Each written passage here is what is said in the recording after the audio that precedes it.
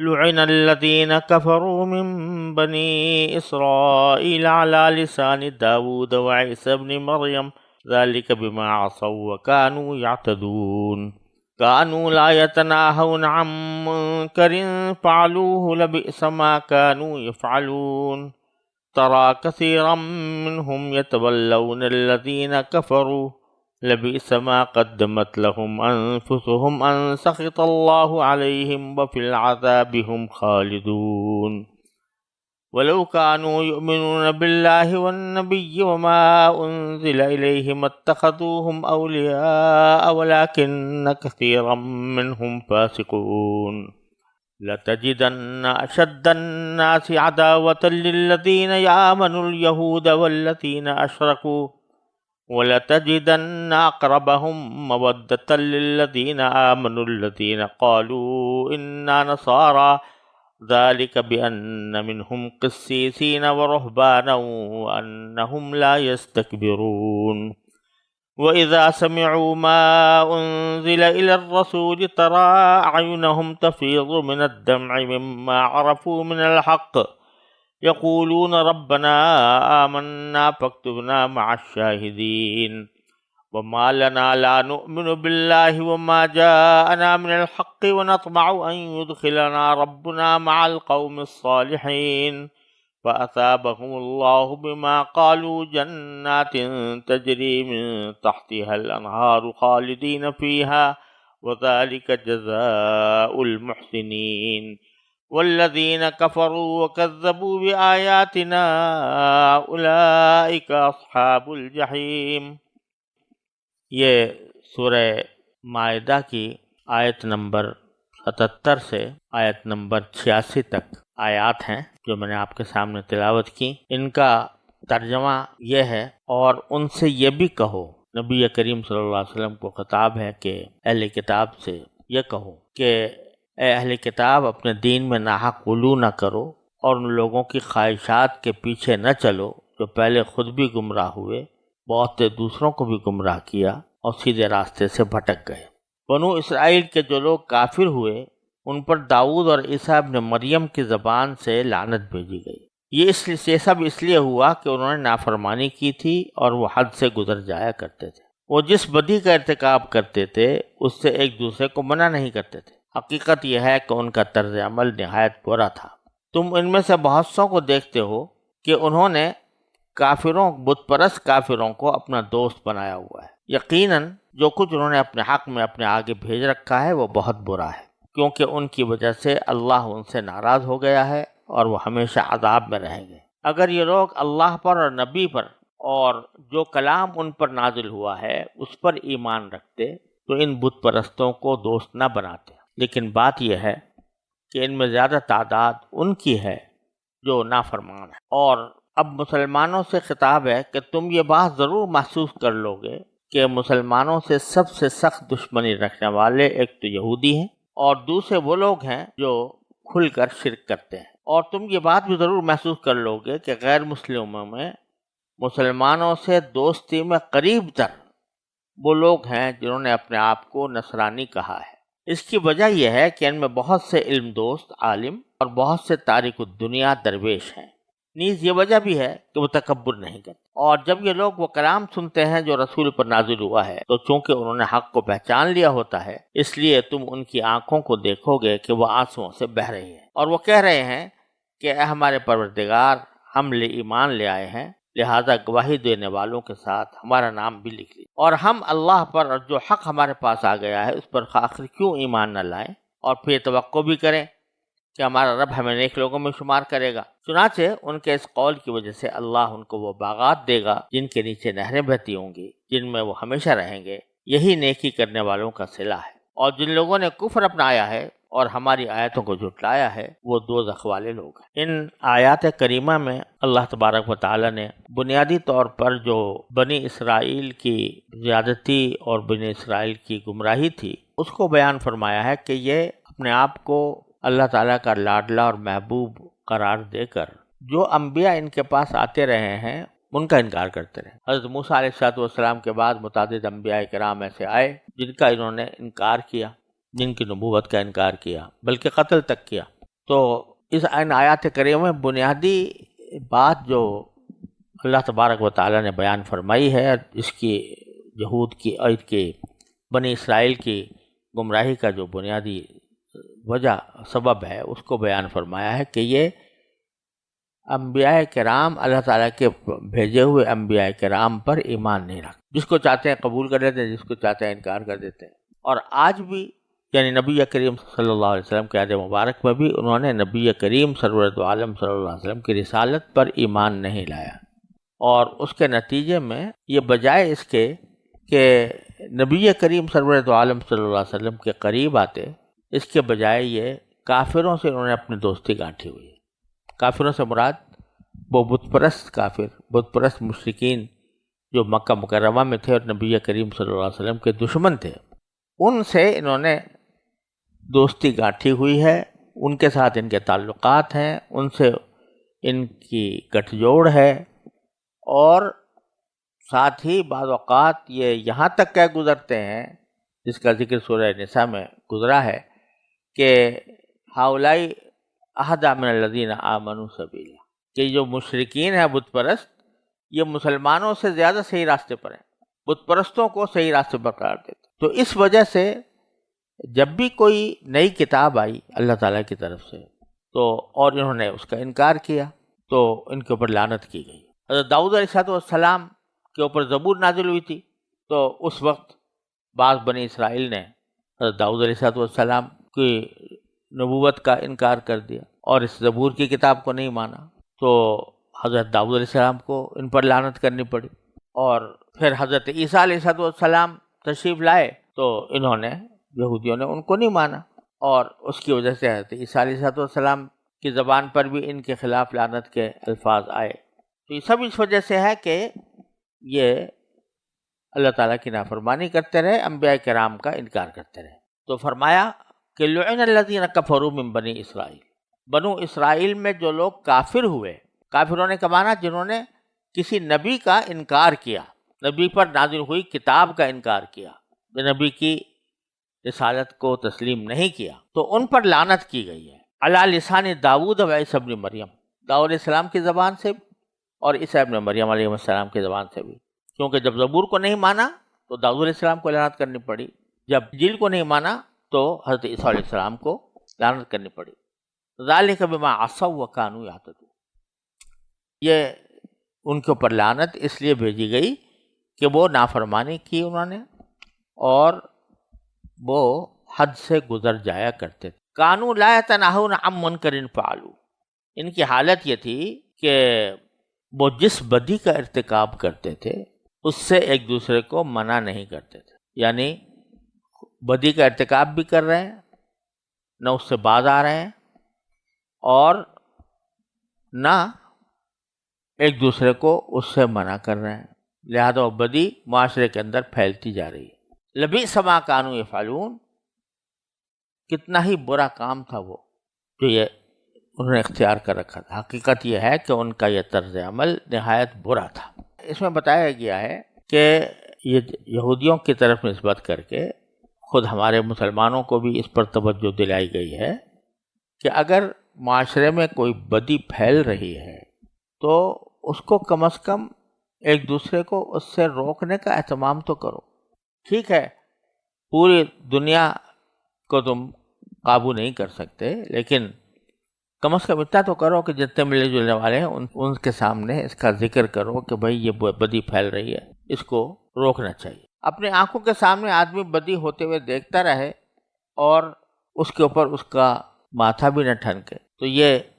بڑی زیادتی کی بات ہے، جس کی وجہ سے اللہ تبارک و تعالیٰ فرما رہے ہیں کہ بنی اسرائیل پر لعنت کی گئی۔ تو ہمیں سبق یہ مل رہا ہے کہ ایسا نہ کرو کہ کوئی نئی مثلا بدی رواج پا رہی ہے معاشرے کے اندر تو آپ بیٹھے دیکھتے رہو، بلکہ اس سے روکنا چاہیے لوگ، جس کی تفصیل نبی کریم صلی اللہ علیہ وسلم نے بیان فرمائی کہ من رأى منکم منکرا فلیغیرہ بیدہ، اگر کوئی برائی دیکھے کوئی شخص تو اپنے ہاتھ سے اس کو بدلنے کی کوشش کرے، یعنی اگر صاحب اقتدار ہے تو ہاتھ سے بدلے، اور اگر اس کی طاقت نہیں ہے تو کم از کم زبان سے برا کہے اس کو کہ بھئی یہ کام اچھا نہیں، اور اگر اتنا بھی نہیں کر سکتا تو کم از کم دل سے اس کو برا سمجھے۔ تو یہ فرمایا جا رہا ہے کہ یہ لوگ ایک دوسرے کو برائی سے نہیں روکتے تھے، اس کا نتیجہ ہے جب روکا نہیں جاتا تو معاشرہ میں برائی پھیلتی جاتی ہے، اس پھیلنے کے نتیجے میں لوگ اس کے عادی ہو جاتے ہیں، اور عادی ہونے کے بعد اس کی برائی ہی ذہن سے مٹ جاتی ہے، الیاذ باللہ العظیم۔ تو اس لیے فرمایا کہ یہ بہت بڑا کام تھا جو یہ کیا کرتے۔ پھر ان کی اس بات کو ذکر کیا کہ ترا کثیرا منہم یتولون الذین کفروا، تم ان میں سے بہت سو کو دیکھتے ہو، بنی اسرائیل میں سے بہت سو کو دیکھتے ہو کہ انہوں نے بت پرست کافروں کو اپنا دوست بنایا ہوا ہے۔ کم از کم اتنا ہی خیال کر لیتے کہ چلو اگر نبی کریم صلی اللہ علیہ وسلم سے حسد بھی تھا، دشمنی بھی تھی، لیکن کم از کم اتنا تو ملاحظہ کرتے کہ بت پرستی تو ایسی چیز ہے جس کو کبھی بھی پسند نہیں کیا گیا، اور جن کے اوپر کتابیں اتری ہیں ان کے وہ خوب جانتے ہیں کہ بت پرستی کتنا برا کام ہے، تورات انجیل سے اس کی مذمت سے بھرے ہوئے ہیں۔ لیکن یہ بجائے اس کے کہ نبی کریم صلی اللہ علیہ وسلم کے پاس آتے یہ سوچ کر کہ بھئی یہ کم از کم بت پرست تو نہیں ہے، اللہ کی توحید کی طرف دعوت دیتے ہیں جو تورات انجیل کی دعوت ہے، لیکن اس کے بجائے کہ حضور کے پاس آنے کے بجائے یہ کچھ دشمنوں سے، کافروں سے جا کر انہوں نے دوستی گانٹھی ہوئی ہے۔ تو اس لیے فرمایا کہ لبئس ما قدمت لہم انفسہم، یقیناً جو کچھ انہوں نے اپنے حق میں اپنے آگے بھیج رکھا ہے، جو اعمال بھیج رکھے ہیں، تو وہ بہت برا ہے۔ ان سخط اللہ علیہ، کیونکہ ان اعمال کی وجہ سے اللہ ان سے ناراض ہو گئے۔ وفی العذاب ہم خالدون، اور عذاب میں وہ ہمیشہ رہیں گے۔ ولو کانوا یؤمنون باللہ والنبی، اگر یہ اللہ پر اور نبی پر ایمان لاتے اور اس کلام پر ایمان لاتے جو آپ پر اترا ہے، تو متخذوہم اولیاء، تو یہ کافروں کو اپنا دوست نہ بناتے، یعنی بت پرستوں کو اپنا دوست نہ بناتے۔ ولیکن کثیرا منہم فاسقون، لیکن ان میں سے بہت لوگ ہیں جو نافرمان ہیں، تو نافرمانی کی وجہ سے وہ کبھی صحیح رویہ اختیار نہیں کرتے۔ یہاں یہ بھی بات مسلمانوں کو سوچنے کی ہے کہ مسلمانوں کو چھوڑ کر کافروں سے، غیر مسلموں سے ایسی دوستی قائم کرنا جس کے نتیجے میں خود مسلمانوں کو نقصان پہنچے، یہ کتنی بڑی معصیت کی بات۔ آج صورتحال ایسی بن گئی ہے کہ دوستی اور دشمنی کا معیار وہ محض ذاتی مفادات ہو گئے یا سیاسی مفادات ہو گئے۔ لیکن یہ بات کہ آیا ان سے دوستی کرنی چاہیے یا دوسرے سے کرنی چاہیے، اس کے بارے میں دین کا کیا تقاضا ہے اس کی طرف نگاہیں نہیں ہیں۔ جو مسلمانوں کے کھلے دشمن ہیں ان کی توقیر کی جاتی ہے، ان کی تعظیم کی جاتی ہے، ان کو ایوارڈ سے نوازا جاتا ہے، ان کو اعلیٰ ترین لقب دیے جاتے ہیں، اور خود مسلمانوں کے ساتھ تعلقات جو ہیں وہ کمزور کیا بلکہ حق تلفی پر مشتمل۔ قرآن کی یہ ہدایات جو ہیں، یہ جو بنی اسرائیل کے بارے میں قرآن جو کچھ کہتا ہے، یہ نہیں ہے کہ بس ایک واقعہ ہے کہ جو واقعہ بیان کر دیا گیا اور بنی اسرائیل پر لعنت کر دی گئی، قصہ ختم ہوا، بلکہ یہ سب کچھ پیغام ہے ہمارے لیے، مسلمانوں کے لیے، اہل اسلام کے لیے، کہ وہ طرز عمل اختیار نہ کریں جس کی وجہ سے نبی کریم صلی اللہ علیہ وسلم کے زمانے میں یہودیوں نے اختیار کر کے اللہ تعالیٰ کی لعنت کو دعوت دی تھی۔ اور پھر آگے اللہ تبارک و تعالیٰ نے ایک اور حقیقت کی طرف مسلمانوں کو متوجہ فرمایا ہے۔ یہ فرمایا کہ یہودیوں اور نصرانیوں کے درمیان اگر مقابلہ کیا جائے تو مسلمانوں کے حق میں یہودیوں کے اندر دشمنی زیادہ ہے، مسلمانوں کے خلاف جتنی دشمنی یہودیوں کو ہے اتنی نصرانیوں کو نہیں ہے۔ تو پہلے تو ترجمہ آیات دیکھیے، لَتَجِدَنَّ أَشَدَّ النَّاسِ عَدَاوَةً لِلَّذِينَ آمَنُوا الْيَهُودَ، کہ تم یہ محسوس کرو گے، یہ پاؤ گے کہ مسلمانوں کے ساتھ زیادہ سخت عداوت رکھنے والے کون ہیں؟ یہودی ہیں۔ وَالَّذِينَ أَشْرَكُوا، اور وہ ہیں جو کھلم کھلا شرک کرتے ہیں، یعنی بت پرستی کرتے ہیں، وہ تو بہت تمہارے سخت عداوت رکھنے والے۔ وَلَتَجِدَنَّهُمْ أَقْرَبَهُمْ مَوَدَّةً لِلَّذِينَ آمَنُوا، اور مسلمانوں کے ساتھ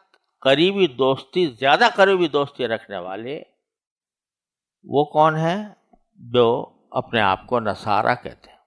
یہ عجیب بات ہے کہ یہود بظاہر اپنے عقائد اور اپنے اعمال میں مسلمانوں سے زیادہ قریب ہیں، کیونکہ یہودی جو ہے عرب کے اندر بے شک ایک فرقہ تھا جو حضرت عزیر کو بیٹا کہتا تھا، اللہ کا بیٹا کہتا تھا، لیکن عام طور سے یہودی یہ نہیں کہتے اور وہ اپنے آپ کو موحد کہتے ہیں، تو عقیدے کے اعتبار سے بھی وہ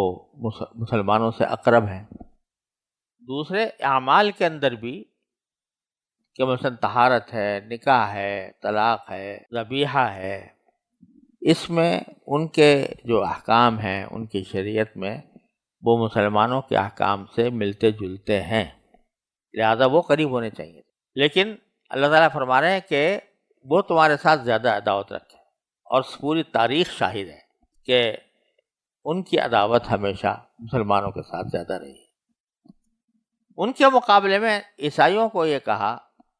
کہ وہ تم سے دوستی میں نسبتاً قریب ہیں۔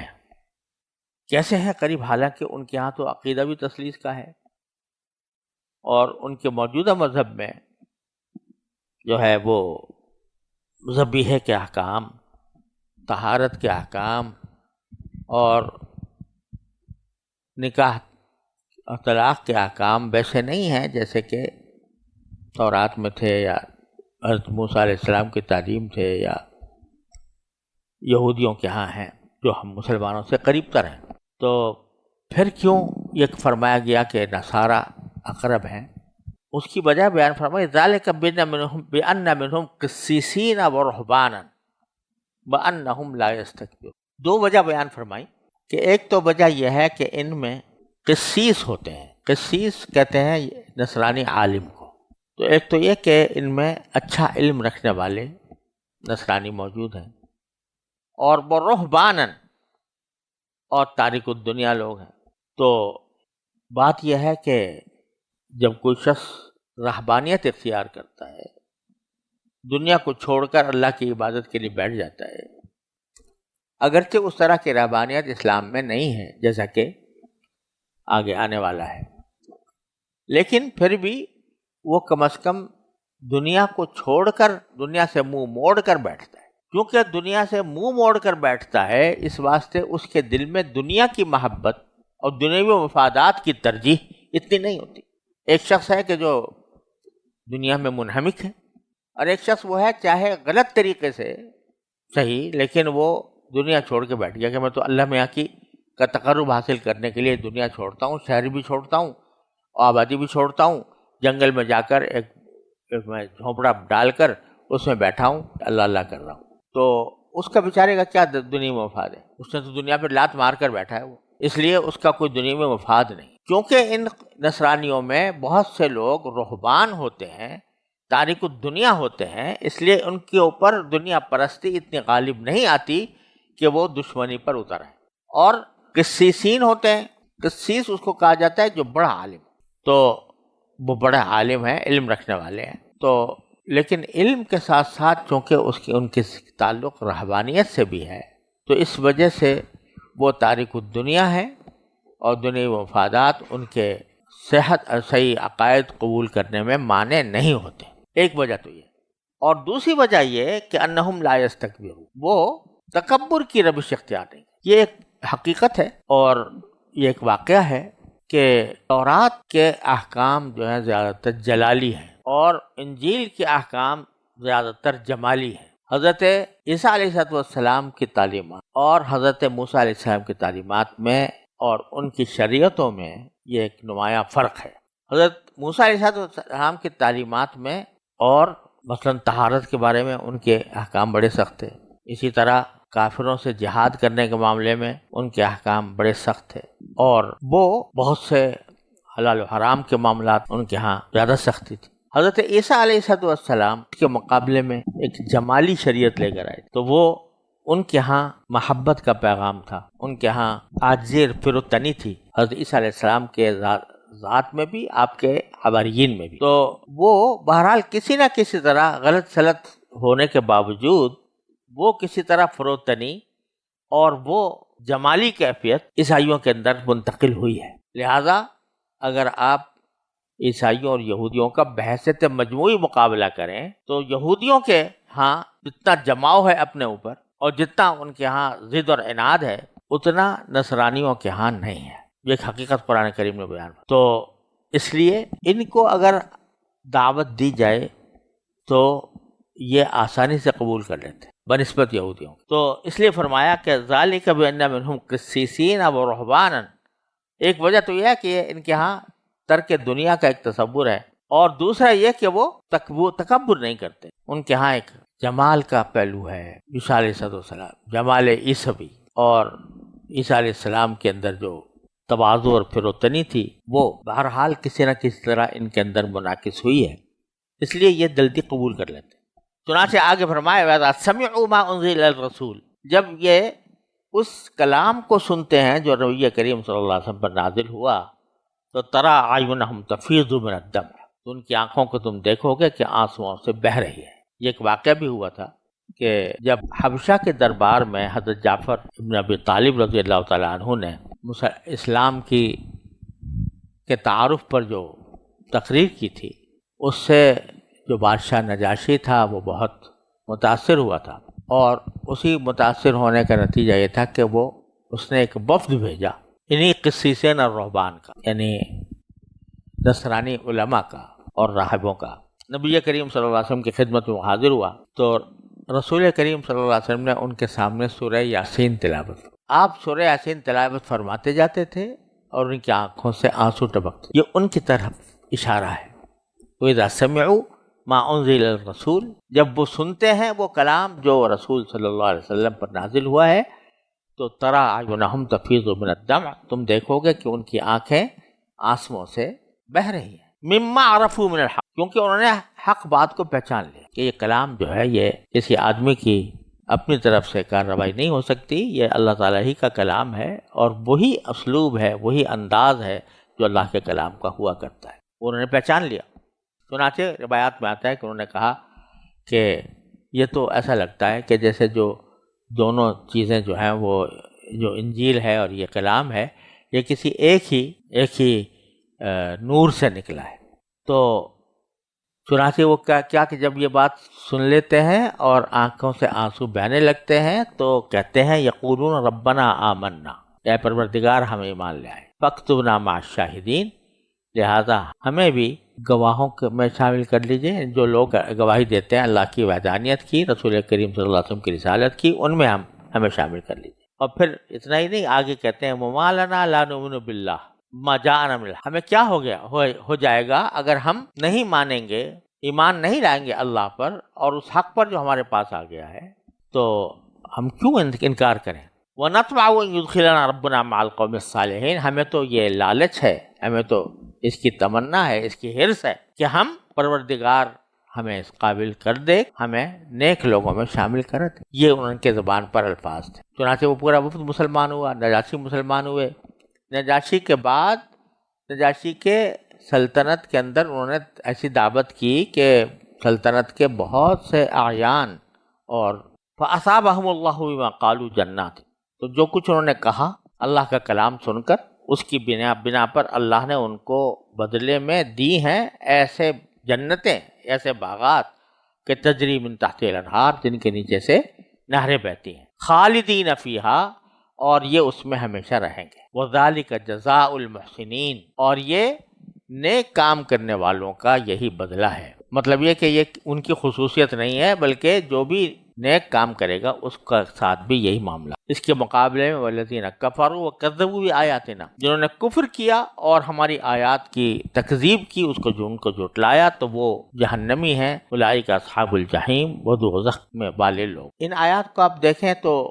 صاف واضح ہے کہ یہ بات کہی جا رہی ہے، چاہے وہ یہود ہوں یا نصارہ ہوں، کہ جب تک رسول کریم صلی اللہ علیہ وسلم پر اور آپ کے پر نازل ہونے والے کلام پر ایمان نہیں لائیں گے، اس وقت تک وہ کبھی جنتی نہیں ہو سکتے۔ بالکل وضاحت کے ساتھ ان آیات میں آ رہا ہے۔ لہٰذا وہ جو آیت گزری ہے جس میں الذین ھادوا والصابئین، کہ جس کے اندر صرف یہ کہا گیا کہ اللہ اور یوم آخرت پر ایمان لائیں، اور لوگ کہتے ہیں کہ اس میں رسول پر ایمان داخل نہیں ہے، یہ ان آیات سے ان کی تردید بھی ہو رہی ہے